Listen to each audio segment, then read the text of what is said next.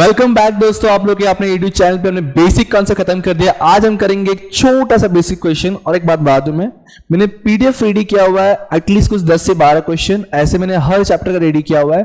और ये क्वेश्चंस जो है आपका है ना पूरे दैट इज मनन प्रकाशन और सेकेंड वन सेट पब्लिकेशन और बोर्ड क्वेश्चन सबका कॉम्बिनेशन क्वेश्चन है। मतलब मोस्ट लाइकली इंपॉर्टेंट क्वेश्चन कह सकते हो तुम इसको। यही क्वेश्चन सबको करके जाने हैं, इतना हमने एटलीस्ट कर लिया तो भी एक सफिशिएंट है हमारे लिए। ओके, इन सबके वीडियोस लेक्चर इन डिटेल में पूरा कोर्स रेडी हमने इस एप्लीकेशन अपलोड कर दिया है। इफ रिक्वायर्ड आप यहां से आप पूरा देख सकते हो, पढ़ सकते हो एट रीजनेबल कॉस्ट में।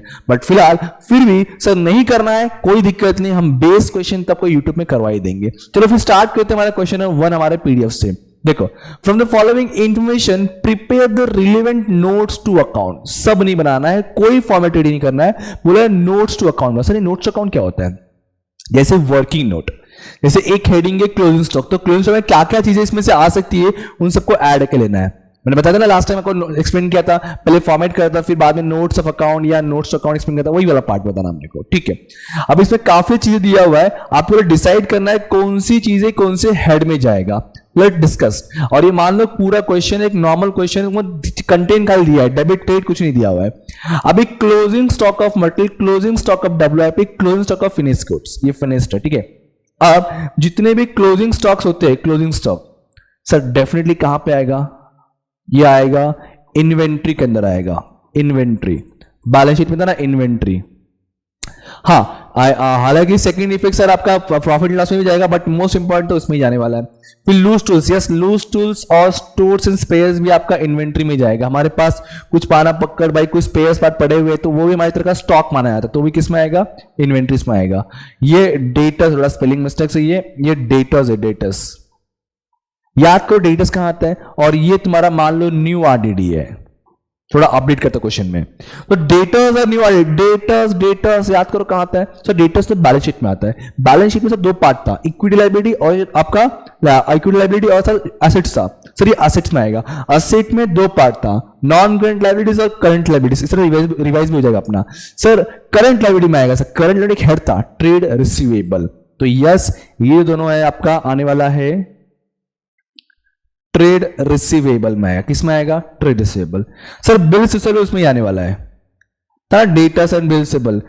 ये जो है न्यू आरडीडी इसमें से माइनस होगा डेटर में से, बेसिक है। कैश इन कैश, बैंक और चेक। सर कैश हमारे पास पड़ा है, बैंक में पैसा है, और हमारे पास चेक या ड्राफ्ट पड़ा है हमारे पास। तीनों के तीनों sir cash and cash equivalent का हिस्सा है सर, है कि नहीं? हमने सब डिस्कशन किया हुआ है हेड टू हेड, बस सबको मिक्सअप कर देंगे, आपको अलग अलग करके लिखना होगा। प्रीपेड और interest accrued on investment. Prepaid हमने एक्स्ट्रा पे किया है, आप इसको एडवांस वाले पार्ट में डाल सकते हो और या फिर अदर करंट एसेट में लिख सकते हो आप लोग। ठीक है, मैं अदर करंट फेयर डाल देता हूं। सो 1 2 3 4 हेड बन रहे हैं, यही 4 को अपने नोट में प्रेजेंट करना है। तो चलो लिख लेते हैं, थोड़ा सा इसको अरेंज कर लिया जाए। डन। ठीक है, देखो नोट्स का फॉर्मेट है, ये जर्नल एंट्री का फॉर्मेट नहीं है, नोट्स का फॉर्मेट है, इसलिए यहां पे डेबिट क्रेडिट नहीं है। ये इनर कॉलम अमाउंट है, ये आउटर कॉलम अमाउंट है, बस इतना फर्क है। ठीक है, चलो सबसे पहले बना रहा हूं इन्वेंट्री, तो फर्स्ट डाल दूंगा मैं यहां पे। फर्स्ट हो जाएगा सर क्या? इन्वेंट्री। तो ये आ गया फर्स्ट अपना इन्वेंट्री का हेड। ठीक है, जिसमें 3 टाइप के इन्वेंट्री है सर, यहां लिख देते हैं अपन क्लोजिंग स्टॉक। क्लोजिंग स्टॉक पहला कैसा क्लोजिंग स्टॉक है? Of RM that is raw material. फिर सर ऑफ डब्ल्यूआईपी, डब्ल्यूआई का फुल फॉर्म क्या है? वर्क इन प्रोग्रेस, इसमें काम चालू है अभी भी। फिर of sir finished good that is FG, finished goods. RM कितना है? आरएम है 39,800। डब्ल्यूआईपी कितना है?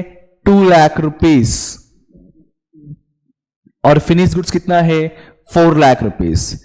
इन सबको प्लस करके देख लो, आपको कितना मिले? 4 to 6 दैट इज 6 लाख 39,800 ये हमारा एक नोट्स हुआ कंप्लीट। बहुत ही सिंपल तरीके से, बहुत ही स्वीट एंड सिंपल। आपको फाइनल अकाउंट में जब पूरा फॉर्मेट करो तो वही करना रहेगा आपको, खाली उसे बहुत सारे कंटेंट होंगे। यहां पे छोटा सा मैंने कंटेंट लिया समझाने के लिए खाली। ओके, ये हो गया फर्स्ट। सेकेंड है ट्रेड रिसीवेबल। अगला आ जाएगा सर ट्रेड रिसीवेबल। ठीक है, क्या आएगा? ट्रेड रिसीवेबल, जिसमें यहां पे दो मोस्ट इंपॉर्टेंट कंटेंट मैंने बताया था, डेटर्स और बिलिसेबल, और डेटर्स के ऊपर एडजस्टमेंट है। तो सर सबसे पहले हम ले लेते हैं यहां पे डेटर्स। जो अमाउंट आपको दिया हुआ है, डेटर्स का अमाउंट कितना है? 80,000, यहीं पे लिखता हूं मैं 80,000। इसमें से आरडीडी मैंने एज्यूम कर दिया, वो न्यू आरडीडी क्वेश्चन में अपडेट कर दिया। और आरडीडी है कितने का? प्रोविजन फॉर डाउटफुल ना, आरडीडी रिजर्व फॉर डाउटफुल वही है 8,000। सर अगर 80,000 में से 8,000 गया तो डेटर्स का फाइनल अमाउंट हो गया 72,000। इसके बाद सर इसी के साथ में यहां पे दिया हुआ है बिल्स रिसीवेबल, जिसके ऊपर कोई एडजस्टमेंट नहीं, कोई इन्फो नहीं, तो डायरेक्टली अमाउंट आ जाएगा जिसका अमाउंट है 20,000। अब 72 की आपका बिल सिस्टम में और कुछ नहीं है, दोनों को प्लस कर देंगे तो ये आ जाएगा सर 92,000। Is that clear? अब जब एक नोट्स खत्म होता है तो उसको डबल अंडरलाइन किया करो। उसका मतलब क्या है कि अमाउंट नीचे कहीं और प्लस में यूज नहीं हो, ऐसा ना। देखो इसको मैंने यूज किया यहाँ पे प्लस करने के लिए नहीं, ये डबल अंडरलाइन है, यहाँ पे क्लोज हो गया ये। ठीक है, चलो अगला हेड है sir cash and cash equivalent. Cash and cash equivalent, जिसमें आपको 3 पार्ट दिया हुआ है। फर्स्ट वन है sir cash balance, that is cash बोल लो या कैश बैलेंस लिख लो। जो अमाउंट है सर 4,000। फिर है बैंक बैलेंस। क्या बात है भाई, पैसा भी है, कैश में भी है, बैंक में भी है, सही बंदा है। बैंक बैलेंस कितना? बैंक बैलेंस है सर, बैंक बैलेंस है 16,000। फिर है आपका देखो इस क्वेश्चन तो कैलकुलेटर जरूरत नहीं पड़ा, बट अगले क्वेश्चन से अपने पास कैलकुलेटर जरूर रख लेना। फिर चेक है सर, चेक का और ड्राफ्ट को कितना अमाउंट है? वो 4,000 का। सो टोटल कितना हो गया? 24,000। Yes sir no? Yes sir no? Clear ना? चलो अगला और लास्ट हेड है सर इस क्वेश्चन में अदर करंट एसेट मैंने डाल दिया। चलो ठीक है, कोई नहीं। आप ना ये प्रीपेड वाले को लोन एडवांस दिखा सकते हो, शॉर्ट टर्म लोन एडवांस में, ठीक है। बट फिलहाल अपन अदर में लिख रहे हैं, दोनों चलेगा। अदर करेंट एसेट, ये लेस देन 1 वाला चीज है। इसमें 2 चीजें आ गया सर, एक है प्रीपेड एक्सपेंसेस और दूसरा है सर इंटरेस्ट अक्रूड। CCRUED 2000 इसका, 2000 इसका, टोटल कितना हो गया? 4,000। डन? क्लियर है? तो ये अच्छा, इसको डबल अंडरलाइन कर दिया जाए, इसको भी डबल अंडरलाइन कर लिया जाए। ये हो गया अपने सारे notes of account as per this question only. ठीक है, इस क्वेश्चन के अकॉर्डिंग हमने अपने आंसर्स को फ्रेम कर दिया, रेडी कर दिया। अब अगले लेक्चर में हो पाए तो अगला क्वेश्चन करवा दूंगा, या फिर जो मुझे लगा इंपॉर्टेंट है, क्योंकि पहले छोटे छोटे क्वेश्चन सब करोगे तब जाके बड़े क्वेश्चन डिफिकल्टी कम फेस करना पड़ेगा।